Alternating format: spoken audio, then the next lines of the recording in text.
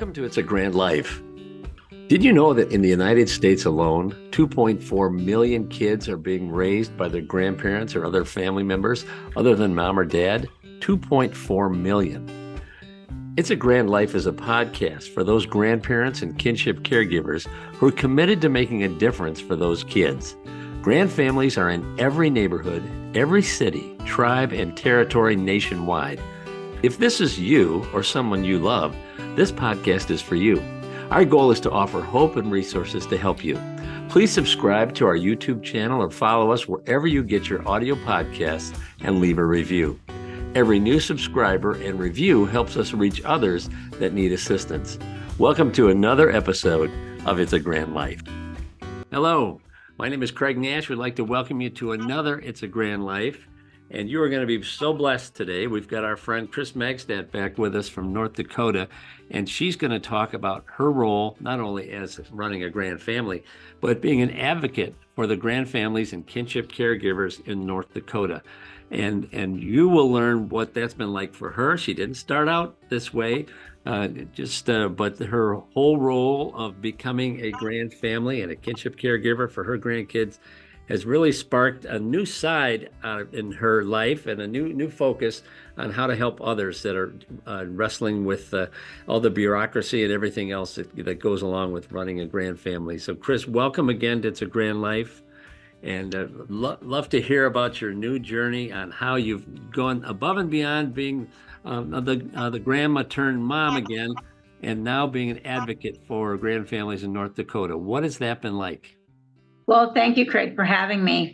It's been a journey, like I've said to you before, and I think that it took all of that journey for me to be ready to be an advocate, for me to be ready to share my voice, to share our story, because some of it's really private, and so I think it's been a journey. It took me a few years. And so did you learn how to reframe your situation with your grandkids in a way that can be that you make you more comfortable with the situation, or what did you have to learn in this process of being an advocate for the grand families in North Dakota? I think that what happened is, at some point in time, I decided that the truth is the truth. And so sharing my story, whether some things were painful or not, was important because other people are going through that as well. In fact, many people are going through it worse than we are. And so I just decided that my story is my story, our story is our story, and I'm going to share it so that I can help other people. So, and that's an adjustment, because we are private people, and we don't necessarily want everybody in our stuff. And there are some folks at the school bus that they may judge you because of the situation you're in, and we had nothing to do with having the kids come and stay with us and raising them. We just tried to love them like any grandparents would. In fact, if you and I were telling the truth, we missed the days of being grandparents. Because now we're parents, right, Kris? Right. And you said last time, now I've got to discipline them. That's not fun. I'd rather give them candy and send them home. Absolutely. But what about the advocacy? I know you're involved with Generations United, and you are a grand voice out of North Dakota. How did you begin advocating for your fellow colleagues in your state? I mean, how did you know what to present, and how did you know who to reach out to? Actually, I think that it was a matter of being resourceful and asking people and talking to other grand families, which in North Dakota were really conservative, extremely conservative, and extremely private. And so getting a group together in North Dakota has been really difficult. So it's kind of scattered. Generations United has helped me a lot, and I was just darn lucky to get involved. And they didn't have a representative from North Dakota, so someone said, well, try Kris. And it was like, okay, sure, what am I getting into? But it's been the best. And they've they've included me in things like this podcast and in writing and doing other things. And I've learned a lot that way. One of the things that I feel very strongly about is the difference between benefits that foster care families turn adoption to private families turn adoption. And one of those is Medicaid. Mm-hmm. That's become one of my focuses. And what happens is while you have guardianship, you have Medicaid and you have all the other programs that are there. Kevin and I did not use those. We didn't need them. And so, but the Medicaid healthcare insurance is so expensive. So what we've done, Kevin and I have actually met with our national senators and representative, and we've met with a couple of our state legislators, and we continue to talk to them about the fact that, you need to do something for these people. You continue, if you take them from foster care and they adopt, they get a stipend, they get Medicaid, they get all of these other things, even free college in North Dakota, and we lose everything. Right. Just because we did the right thing. And to make that point, we saved CPS and the foster system a lot of money and a lot of caseload. And actually, if you talk to Generations United, every year the taxpayers save $4 billion by having grand families or kinship care and not going to foster system. I don't believe in the state of Michigan that folks get a free college education if they're part of the foster care system. But how much is a college education in North Dakota? What is that, 100,000? I mean, that's a lot. And and just being part of an adopted situation versus a foster care situation. Has your interacting with the senators and the state senators and the folks on the federal level as well, has that helped at all? If things started to move and open up a little bit in North Dakota? They have. I think there's an awareness now, more of an awareness than there was. We do have a senator that he is actually adopted as well. Oh. And so he understands the situation. It wasn't a grandchild, but it was a child that his son had taken in when the mother passed away. Okay. So he understands that, and so he's been really beneficial. But there's so much going on in Washington that you got to keep talking about it. The same in the state. You got to keep talking about it. The state can't do anything without the federal, and so you have to. That's a tricky deal. So it's just a matter of getting their attention, because they're dealing with issues all the time. And imagine if you're a senator and you have all the emails you'd get from all the advocates for everything. And of course, this is our main issue. We got to take care of these kids, and I'm just very concerned, like you, for folks that don't have the resources for these grandkids that if they're coming and can't even imagine paying for college. They went through that with their kids already, and now we're at this again. And then you have the issue of your child who's got a substance abuse or behavioral health issue, like in our situation. That's still in the back of your mind, but we've got to. As I had one grandmom from a grand family explained to me, you can only save one. Your child made the decisions they made, but these little grands, someone's got to be the advocate for them, and that's what you're doing, and that's what we're doing here. So, so you found some receptivity with the senator who did adopt someone, and that. Was that individual able to refer you to other folks that perhaps you could chat with and help keep the cause moving forward? He did. We talked a lot about it, and he said he would take it forward, and that also that he would, we should talk to our state legislators as well. So he was very, very helpful. That's great. And this is now, do you have a call frequency with him? I mean, are you following up once a quarter or once every couple months, or to keep your causes first and foremost in his mind? And you do that? We do. We talk to him about every 6 months, And the other thing is we know them personally. Okay. And so that has been really helpful for us because we're not making a telephone call. We're not making an email. We're visiting with them in their office. And personally, that makes a big difference. So they see us at events, and so they're constantly reminded. Oh, that's absolutely terrific. So we just want to encourage our listeners. You got to make friends with your senator. You do. Absolutely. Absolutely. And if you can get a personal visit, I just think that's key. I do. Have you ever gone to Washington, Kris, to meet with your senators or anything like that, or you just do everything at a local level? I just do everything at a local level. Now, if you're like me, and your best friend is not your state senator, and you don't have a relationship with him at all, would you call the state capitol and just try and get a face-to-face meeting with them? Is that how you'd recommend getting going? They have offices of their own, and so you can call their offices. They're not at the state capitol at all, and so you would just call their local office, and that's listed on their websites. Okay, and so you talk to the state representatives and the folks that are going to Washington, the state senators, yes. House folks, and try and meet with all of them. Yes.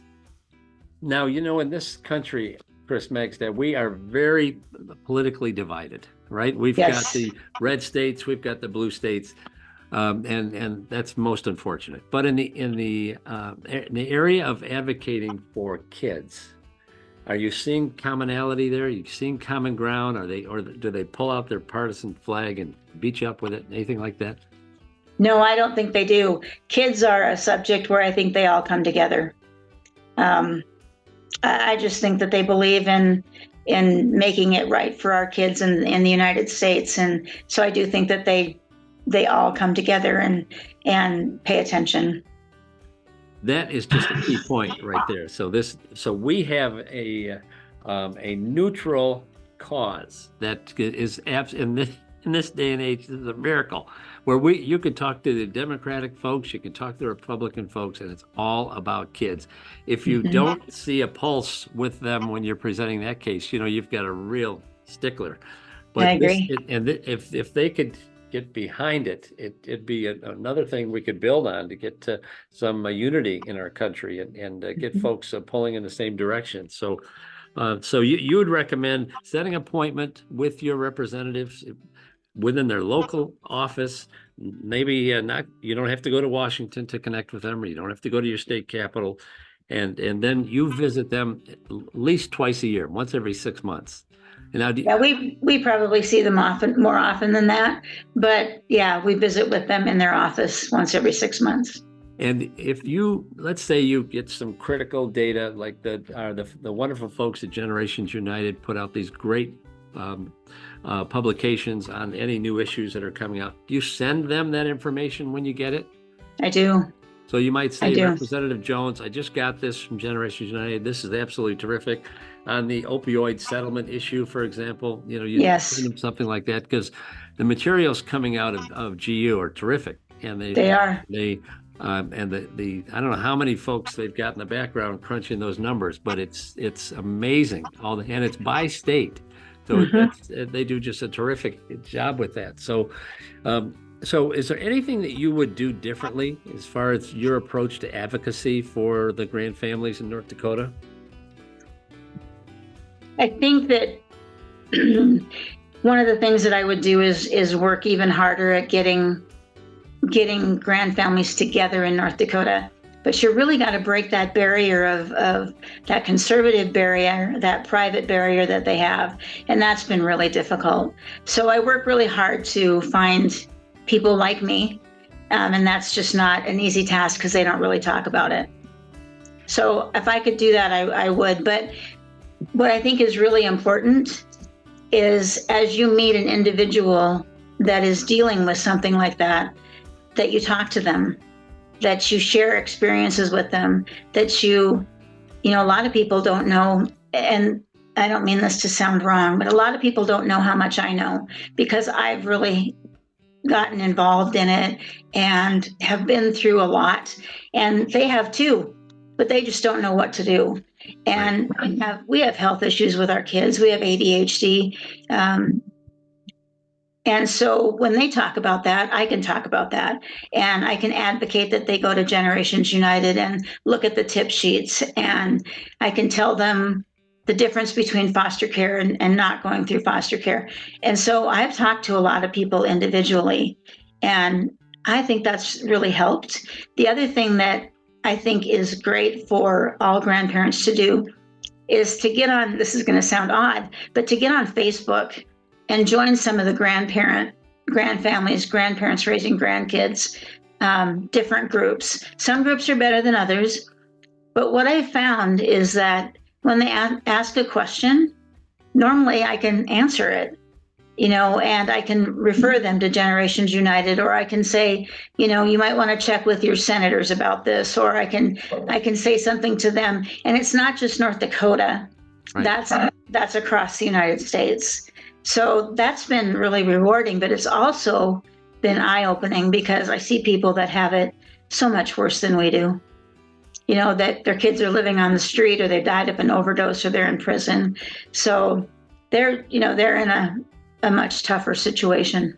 So I think advocating goes into more than just in my state. It goes into people everywhere. Are you aware of a database of grandfamilies or kinship caregivers in your state or any of the other states? I mean, or is that you're saying you're having a challenge connecting with grandfamilies in North Dakota, and I totally get that. Is there do you know if they have data where all the grandfamilies are listed somewhere, or is that part of the challenge? That's part of the challenge. Kinship North Dakota, which is a part of the kinship care, the money that was sent to the states. Okay. I believe they have a list of some of them, but it's confidential. And so they don't necessarily share it. Now, if I wanted to get a message out, we've talked about this, and maybe we could send something out to them from their office, but then the higher ups don't really want to do that. So that's where my struggle is. Yeah, again, you're just trying to help. And you, unfortunately, you do have a ton of information because you've been through it all. And you're really just trying to save them some steps and some heartburn by just helping them get pointed in the right direction. So I hope all of our friends in North Dakota will reach out to you and just kind of pick your brain as far as what's the best way to navigate the systems in your area, and because I know that's where your heart is, just trying to help. Mm-hmm. Yeah, definitely. So with in the few minutes that we have left, if you were talking to a new colleague in the state of North Dakota that had just recently taken in their grandkids and they're going to start to raise them, what would you want them to know about how to navigate the North Dakota system and to maximize the care for their young ones? I think one of the most important things is deciding whether to be private or deciding whether to go through CPS or the foster care system. So I would want them to know the benefits of each, the benefits and detriments of each. And I think that preparing them for some of the controversy that may come between them and the parents or them and the grandparents. You think about a controversy between the parents, but you don't think about the grandparents. Right. So I think that's critical that they understand that journey. I think they need to know how much it costs. I think they need to know what guardianship is and how to get that. I think they need to know about the legal expenses that come along with being a grandfamily or a grandparent raising grandkids. I just think that sitting down and having a great conversation about all their questions, whatever they're thinking about, and then telling my story. And I think that that's really beneficial. I think that's one-on-one is always better than a big group. Right. When we sit down face to face with folks, we realize we all want the same things. We just want what's best for the kids, and we want good schools. We want them to have a good education. We want them to follow their dreams and what have you. And regardless of their situation, I love what you're doing, Kris, and you're just absolutely a blessing to get to know. I could see you having little coffee clatches all over the state of North Dakota with folks just coming out to hear your story and handing them a piece of paper that says this is the distinction between the foster care program and the adoption process. It's your decision, but you got to know the facts. And we just salute the work you're doing there, and it's just been so great to have you on our program here. It's a Grand Life, and I hope you'll come on again anytime there's an issue that you want to share regarding North Dakota. We'd love to have you, and if we can help you connect with your peers and colleagues in North Dakota, boy, that would be absolutely our pleasure. That would be wonderful. That would be wonderful. Thank you so much for having me again, Craig. All right, Kris, it's my pleasure. Our guest today has been Kris Magstadt from North Dakota. And if you missed last week's program, you need to go back and hear that and hear her story, how she's been an advocate for her grandkids. And you'll be encouraged and you'll be blessed if you can get to know a little bit about this outstanding lady and her husband in North Dakota. We look forward to seeing you next time on It's a Grand Life. Thank you so much. Thank you for joining us today for It's a Grand Life. It's a Grand Life provides vital content, regulatory updates, and subject matter experts that are committed to supporting the 2.4 million kids and their caregivers from every neighborhood, every city, every tribe and territory nationwide. Please subscribe to our YouTube channel or wherever you get your podcasts and leave a review. Every new subscriber and review helps us reach others that need assistance. As caregivers, we are united in purpose. We are driven by hope while providing strength for today and hope for tomorrow. We are truly making a difference while living the Grand Life. If you have a suggestion for a future episode, please reach out to us. But we'll see you next time for another It's a Grand Life. Thank you for joining us.